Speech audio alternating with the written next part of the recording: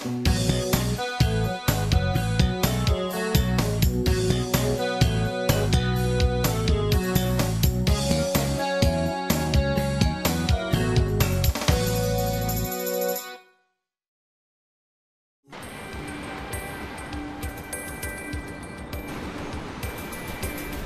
bỏ học bổng tiến sĩ tại Úc, Hằng mắm ruốc trở về Việt Nam để thực hiện ước mơ của mình. Ước mơ được giúp những nông dân nghèo như gia đình Hằng trước đây ứng phó với các điều kiện bất lợi trước mắt và trong tương lai, đặc biệt trong sản xuất nông lâm nghiệp. Với những sản phẩm mắm mang tên Thuyền Nan, Hằng đã từng bước thực hiện được ước mơ của mình.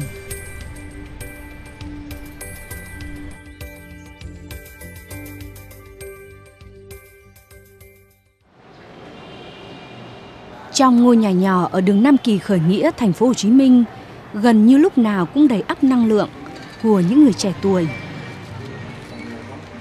Ngôi nhà vừa là nơi giới thiệu, bán sản phẩm của Thuyền Nan, của những bạn trẻ say mê hương vị mắm truyền thống.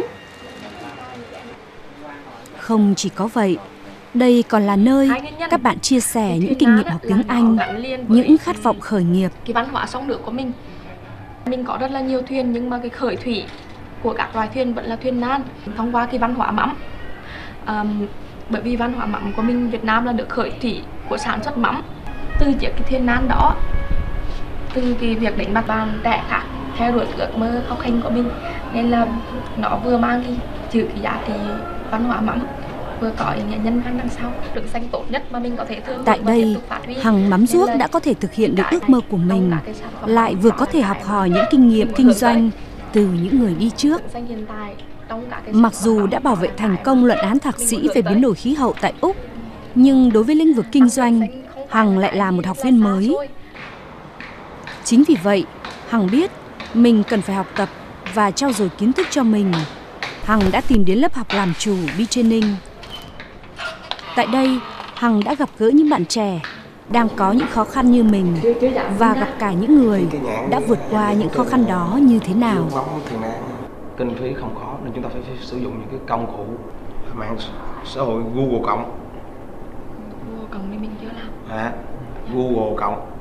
Thì trong cái chương trình Bitbox đó mình sẽ chia sẻ kỹ về cái Google cộng. Các bạn phải tập trung vô Google cộng, xây dựng một cái cộng đồng. Thì dưới cái Simon Group á, nó sẽ có gì? Mắm đúng không? Mắm Thuyền Nan. Mắm Thuyền Nan. Mắm Thuyền Nan. Bên này là gì? Hằng. Đào Thị Hằng. Đào Thị Hằng đúng không? Dạ.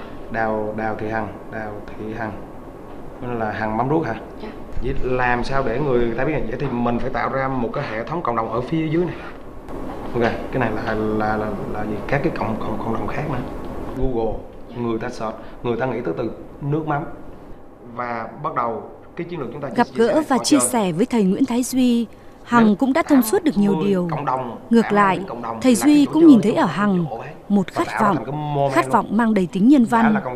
Đó là giúp đỡ những người xung quanh mình, đặc biệt là những người phụ nữ có thể nói lên tiếng nói của bản thân mình. Nước mắm.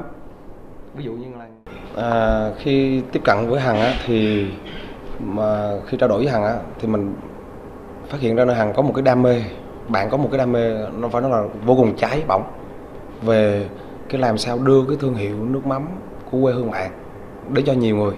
Tuy nhiên cái mà bạn mắc ở một cái á, là bạn loay hay ở chỗ là tiền ở đâu để làm nó. Và cái này là không phải cái mắc chung của Hằng, mà cái trong những năm qua mình đi làm là cái đó mắc chung của rất là nhiều bạn luôn. Và mình lại có cái kinh nghiệm này. Vì cái lúc xưa mà mình mới bước chân vào đất Sài Gòn này được 18 năm, thì lúc xưa mình bước chân vào đất Sài Gòn này, cái anh chàng sinh viên nghèo mà mới có 18 tuổi, tiền đâu giờ? Nhưng mà tại sao bây giờ mình lại có toàn bộ cơ ngơi ở đất Sài Gòn này? Rõ ràng là cái kinh nghiệm mà là từ không có tiền để biến thành có tiền. Nhưng mà tất cả các bạn trẻ hay mắc lại nè, cứ chờ có tiền rồi mới làm. Nhưng bản chất của kinh doanh là gì? Bản chất của kinh doanh là vì không có tiền nên mình mới ra kinh doanh để cho mình có tiền. Mà lại nói là chờ có tiền. Vậy thì vấn đề nó nằm chỗ nào?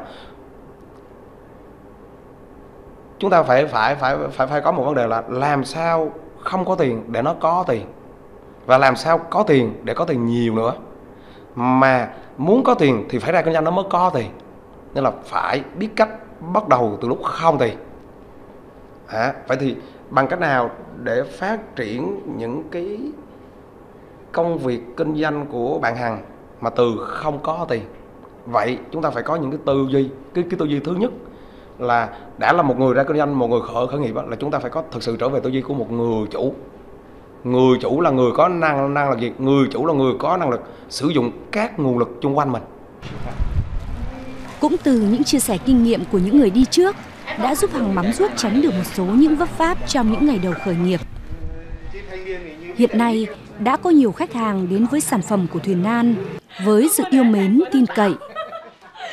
Anh Nguyễn Tiến Thành ở quận 4 thành phố Hồ Chí Minh cũng vì yêu mến hương vị truyền thống của Thuyền Nan mà anh đã không quản ngại đến tận quận 3 để mua mắm, không chỉ để dùng mà anh còn dùng mắm để làm quà cho những người thân của mình.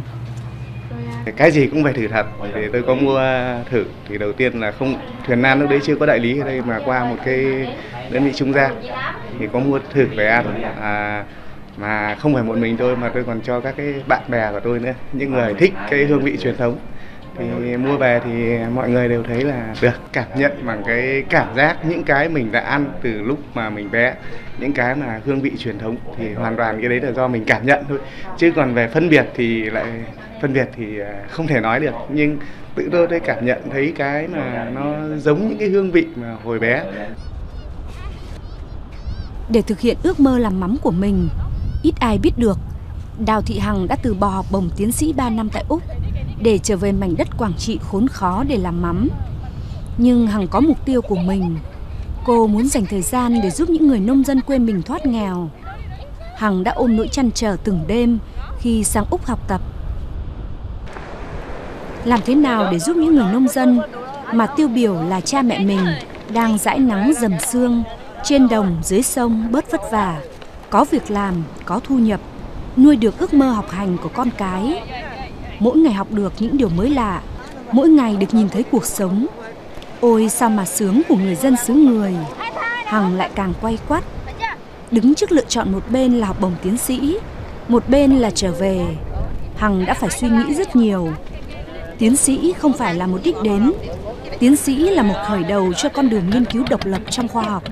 Tiếp tục làm nghiên cứu sinh tiến sĩ, nghĩa là sẽ chọn hẳn con đường khoa học dài bất tận, vốn dĩ khó tìm lối đi trên những nơi quê nghèo ở Việt Nam. Khi tôi có cái cơ hội để học tiếp tiến sĩ ở Úc hoặc là Canada như vậy, thì đó cũng thời gian tôi suy nghĩ là bây giờ nếu như mình học tiếp thì cái mục đích học tiếp của mình là gì. Và tôi có đam mê từ hồi nhỏ là vì thương ba mà thương các em phải nỗ lực vươn lên để học. Đến khi đi học thì đi làm với các cái dự án phi chính phủ để các cái vùng núi, vùng xa xôi hẻo lánh, làm việc với người dân tộc thì có tình thương và muốn giúp. Tôi rất thương và muốn giúp đỡ những cái người nông dân có cuộc sống tốt hơn. Nhưng đến khi qua có một thời gian sang Nhật đi theo khóa học ngắn hạn, sau đó sang Úc học á, thì tôi thấy mình có trách nhiệm là suy nghĩ ở tầm quốc gia, ở tầm làm thế nào để được mình khấm khá hơn, được mình phát triển bền vững hơn. Và tôi nghĩ lại những cái niềm đam mê của mình là gì, mình có kinh nghiệm gì, những cái mà nó gắn liền với từ nhỏ là cái mắm ruốc, là nó đi theo tuổi thơ, đi theo cái gia đình của tôi từ nhỏ như vậy, nên là tôi chọn mắm ruốc để mà đó là một cái dự án tăng trưởng xanh thiết thực, bởi vì tôi học về tăng trưởng xanh và phát triển bền vững, biến đổi khí hậu. Và theo mùi mắm, Hằng đã gặp được những người phụ nữ làng chài, cả một đời làm vợ mòn mỏi bên bãi cát chờ chồng. Những người vợ đã một ngày trở thành đơn thân sau một con sóng dữ. Những người đàn bà héo hắt bên góc bếp, nước mắt cũng mặn như những giọt mắm chắt ra từ thân cá đầm trong muối. Những người mẹ chỉ có một hy vọng, con được ăn học để đỡ khổ cực như cha mẹ mình.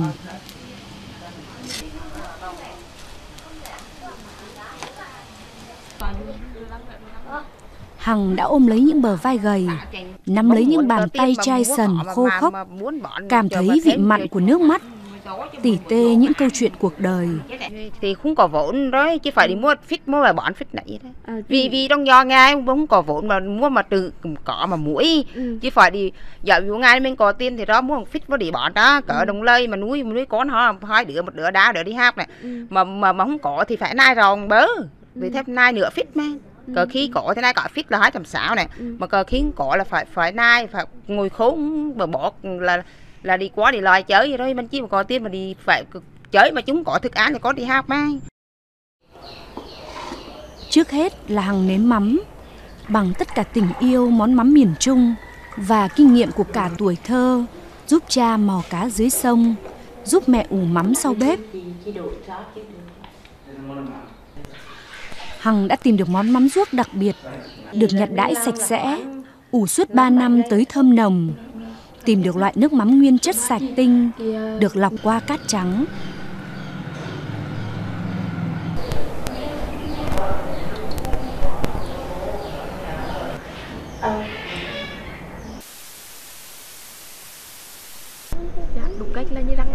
Những cách chế biến truyền thống đặc biệt tỉ mỉ, công phu này gần như đã thất truyền, biến mất giữa thị trường nước mắm, tràn ngập những thương hiệu. Những chỉ số không tưởng hiện nay, lời đảm bảo của cô thạc sĩ rằng mắm được làm theo phương pháp truyền thống, hoàn toàn sạch, không có hóa chất, không có chất bảo quản, đã đưa những hũ mắm ruốc, chai nước mắm đi ra khỏi góc bếp. Từ những người bạn của Hằng, những đơn đặt hàng đầu tiên được gửi đến từ khắp nơi qua mạng. Cá là phải chọn cá thiệt tươi, giống như bánh ngắm là khi mua thường là cá tươi là vô là phải chọn cá mỗi cá là rửa xong là muối liền, là còn cá hình tươi mình ngọt, hay mình để nước chỗ là hẳn vì hẳn không ngon. Dạ, rồi ba nước mắm ngon là nước mắm hẳn vì như răng gì? Thơm. Dạ. Thơm mà mạo nước mắm vàng. Nước mắm vàng, vàng mà thơm ra con thử ba để vào thì hẳn có chỉ khác so với nước mắm đây chứ? Khác. Giống như nước mắm ngon thơm mà nếm vào thành trong miệng thành sắc. Sắc.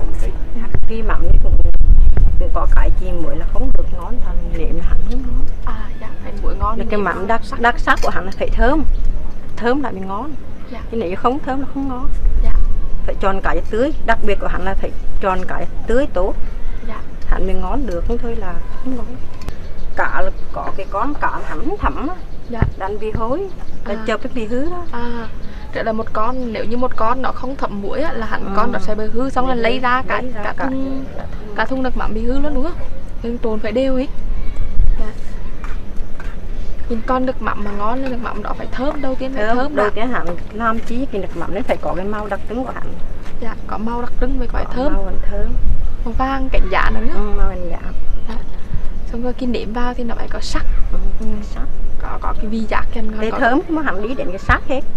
Cái thơm mà lọc ra là cái nước mắm sắc là ngon. Mà nếu như mình muối cá ra mà hắn không thơm là muối là cái cá mình nếm là giống như nước mắm thường. À dạ dạ. Tức là cá tươi thì nước mắm mới ngon được. Cá tươi trộn muối đều. Ít nhất là phải 9 tháng mới lọc thì sau đó thì nước mắm mới thơm lên. Dạ. Mà hắn không hư nữa. À hắn không bị hư hả? Không bị hư. Cô lại lặn lội đi tìm hiểu cách đóng gói, thiết lập đường dây vận chuyển hàng, hạch toán chi phí. Những chai, những hũ được gửi ra Hà Nội, vào thành phố Hồ Chí Minh, ngược lên tận Thái Nguyên, Gia Lai. Những tin nhắn thơm quá, rất đặc trưng mùi vị mắm đã tới tấp gửi về, khiến Hằng vững lòng. Cô tự tin đầu tư những khoản tiền chất chiêu từ học bổng để những dì dò, dì thiện mua những mẻ cá ruốc tươi ngon nhất.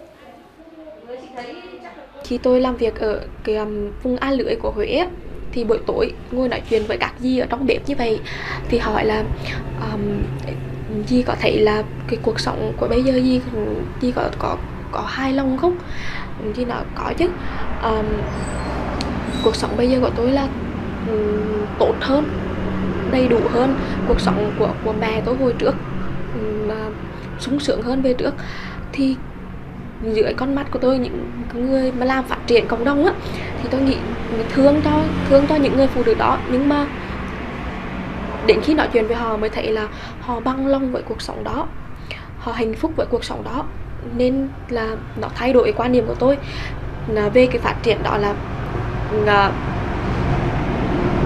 tôi không nên nhìn nhận họ là đáng thương, là cần giúp đỡ, mà hãy giúp họ nhận ra cái việc là họ đang tiến lên từng ngày và hài lòng với cuộc sống đó. Tức là không nên nhìn lấy quan điểm của mình là nghĩ họ cũng sẽ nghĩ giống như mình, mà nghĩ là nếu như họ cảm thấy hạnh phúc thì điều đó thật tuyệt vời. Chưa có cơ sở sản xuất, nhưng những sản phẩm được chứng nhận về vệ sinh an toàn thực phẩm đã khiến Hằng rất vui. Những chai mắm mang tên Thuyền Nan đã được nhiều người biết đến. Đối với Hằng, hình ảnh những chiếc thuyền nan thật thân thuộc và ý nghĩa. Chiếc thuyền nan nhỏ bé ấy đã chuyên chở những ước mơ của Hằng bay xa.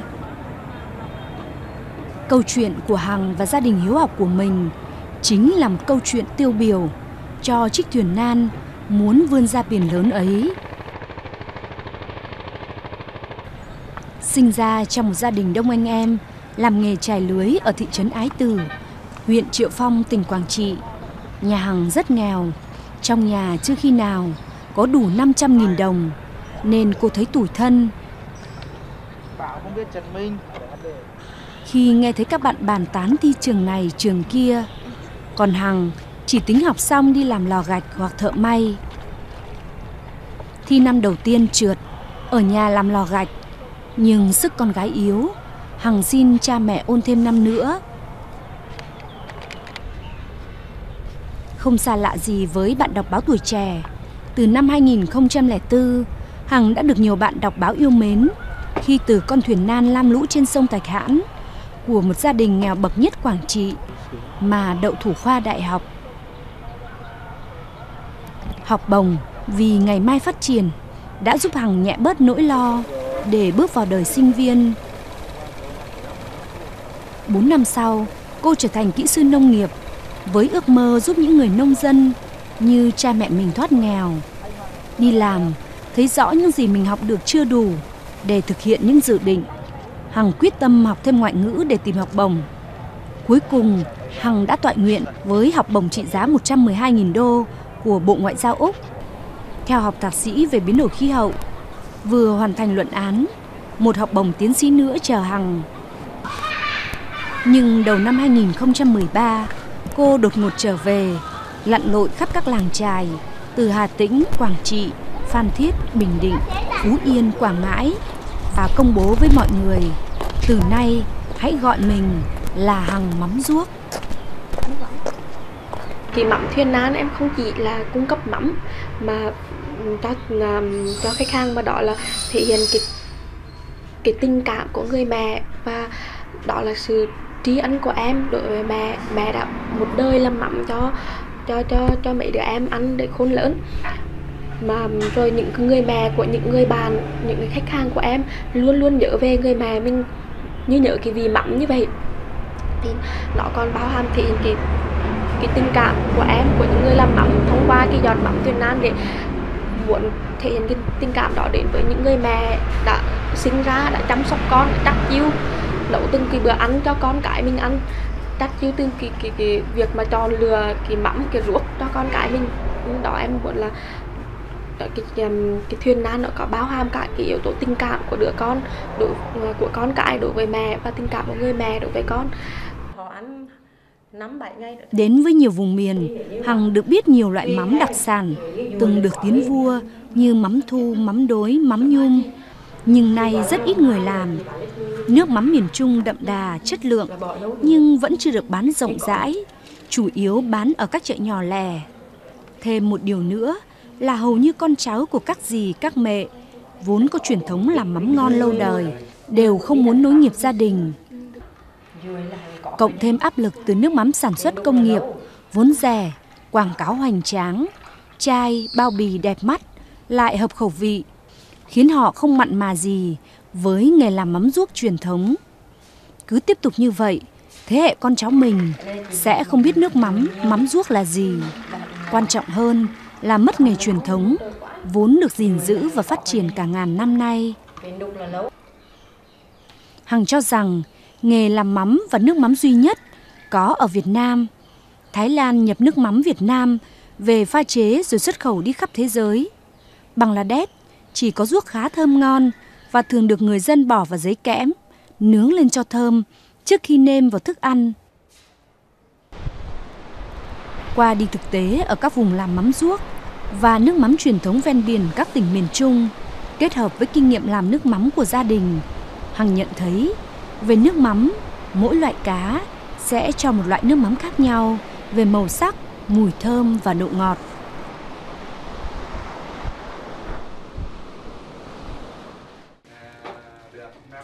Hiện nay, Thuyền Nan đã có 5 loại nước mắm, đều nguyên chất, đảm bảo thơm tho, không hóa chất, không chất bảo quản. Hằng trực tiếp làm việc, đặt hàng với từng hộ gia đình làm mắm ở các vùng biển bãi ngang như Mỹ Thủy, Cửa Tùng. Điều đặc biệt, hầu hết các gia đình là phụ nữ đơn thân, có hoàn cảnh khó khăn. Người có vợ có chồng cùng là chăm lo cho con cái thì họ có một, thì những người phụ nữ đơn thân phải có 3 đến 4. Bởi vì cái vai trò người đàn ông trong gia đình rất là lớn. Đơn giản như việc mà mùa màng đến mà không có đàn ông để mà đi gặt, mà phải đi thuê bên ngoài trong cái điều kiện khan hiếm nhân lực như vậy, thì một mình người phụ nữ đơn thân cáng đáng rất là cực.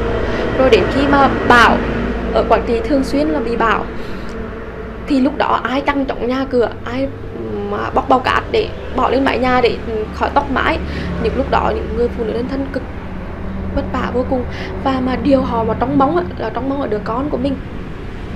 Họ trông mong đứa con của mình có được đi học để có tương lai cho cả gia đình tốt hơn. Và điều mà tôi muốn giúp đỡ đó là tạo cho họ một cái thu nhập đều đặn, dù ít thôi nhưng mà phải đều đặn. Thì khi mà có thu nhập đều đặn thì họ nhất định sẽ đầu tư cho con cái học hành, và đó là cái gốc của phát triển từ trong gia đình và cả trong xã hội nữa. Trong gia đình đông anh em, trách nhiệm Hằng phải gánh không phải là nhỏ. Cuộc sống gia đình Hằng đã bớt khó khăn, nhưng không vì thế mà Hằng bớt quyết tâm. Ngoài những thời gian dành cho mắm, Hằng lại chạy ra chợ cùng với mẹ. Hằng thấy trân trọng từng giọt mồ hôi của cha, từng gánh hàng của mẹ. Nhờ nó, cuộc sống gia đình Hằng hiện nay đã bớt khó khăn, mà Hằng có đủ sức khỏe và nghị lực để bay xa, để thực hiện những ước mơ của mình. Có lẽ chính cái ký ức nghèo, đầy tình yêu thương của cha mẹ và các em, Hằng luôn biết nghĩ cho những người khác. Đến giờ, mặc dù gia đình Hằng không còn kiếm sống trên sông nữa, nhưng chiếc thuyền năm nào vẫn được giữ lại làm kỷ niệm. Thời gian gần cuối năm thứ 2 bảo là con chuẩn bị về nước, kết thúc coi như khóa học, coi như thạc sĩ con về nước. Rồi sau đấy là một thời gian nó khoảng tuần ấy, bảo là con khả năng là ở lại nghiên cứu tiếp. Nhưng bằng tháng sau bảo con về con không học nữa, học sau này có điều kiện một vài năm sau có điều kiện thì học tiếp. Nó bảo như thế, chú cũng tôn trọng ý kiến của cháu thôi, này của con. Hay về thì vợ chồng chú thì cũng bảo là kiếm một công việc nào nó ổn định ý. Đấy, rồi là đi làm, rồi là tính chuyện tương lai. Thì thấy về được một hai tháng sau thì coi như là nó bảo là con quyết định làm mắm ba. Thế đầu tiên tưởng nó nói đùa thôi, bởi vì nó cái mắm này là cái nghề này là chú biết, vì qua đời bố mẹ cháu cũng có làm, người quê cũng có làm, chú biết cực lắm, vất vả lắm. Hiện tại chưa có cơ sở sản xuất, chưa có thương hiệu đăng ký độc quyền, Hằng phải tích cực phân phối sản phẩm thông qua kênh bán lẻ và bán hàng trên mạng. Khi hoàn thành xong việc đăng ký vệ sinh an toàn thực phẩm và công bố chất lượng, cô sẽ mở rộng phân phối, cũng như ấp ủ xây dựng một cơ sở sản xuất có quy mô, mời những người làm mắm ruốc có uy tín về làm, đồng thời mở rộng xuất khẩu hàng hóa ra nước ngoài. Nên tôi nghĩ là tôi cần phải thực hiện một cái dự án một cái kế hoạch kinh doanh mà nó tích hợp được nhiều giá trị ở trong đó. Thứ nhất là cái thế mình từ bản thân gia đình, đó là tôi yêu mắm, trân trọng mắm. Và thứ hai đó là muốn lưu giữ, muốn bảo tồn lại cái văn hóa mắm truyền thống. Bởi vì khi mà thế giới càng ngày càng phẳng thì các cộng đồng người họ sống với nhau như vậy thì cái ranh giới giữa các quốc gia nó sẽ bị thu hẹp lại. Và điều gì làm nên quốc gia này khác biệt so với quốc gia khác thì chỉ đó là cái văn hóa đặc thù. Do vậy những cái đất nước nào mà những quốc gia nào mà giữ được văn hóa đó thì quốc gia đó sẽ tồn tại. Đó là cái thứ hai, đó là về mặt truyền thống. Học thạc sĩ về biến đổi khí hậu, vừa hoàn thành luận án, một học bổng tiến sĩ nữa chờ Hằng. Nhưng đầu năm 2003, cô lại đột ngột trở về và công bố với mọi người mình là Hằng mắm ruốc. Hiện tại, cô đã hoàn thành luận án tiến sĩ mắm ruốc của mình và dự án này thực sự là bước tiếp nối luận án thạc sĩ của Hằng. Và có lẽ các dự án sẽ không dừng lại tại đó, bởi Hằng biết Hằng phải làm nhiều hơn nữa để giúp những người phụ nữ trên dải đất hình chữ S đang phải lam lũ như mẹ của Hằng. Người nghèo và nông dân là hai đối tượng dễ bị tổn thương nhất dưới tác động của biến đổi khí hậu. Việt Nam là quốc gia có đường bờ biển dài, sản xuất nông nghiệp là cái sinh nhai chính của gần 70% nông dân. Do vậy, Việt Nam đang đứng trước nguy cơ về mất đất sản xuất nông nghiệp, đất đai bị mặn hóa do mực nước biển dâng, phải giúp người nông dân nghèo ứng phó với các điều kiện bất lợi trước mắt và trong tương lai, đặc biệt trong sản xuất nông lâm nghiệp. Mặt khác, theo cơ chế các nước giàu, công nghiệp phát triển buộc phải trả tiền cho các nước nghèo đang phát triển để bù đắp những phí tổn do nước giàu gây ra mà nước nghèo như Việt Nam phải gánh chịu. Quyền lợi này phải được đấu tranh và Hằng sẽ là một đại diện đấu tranh cho quyền lợi đó.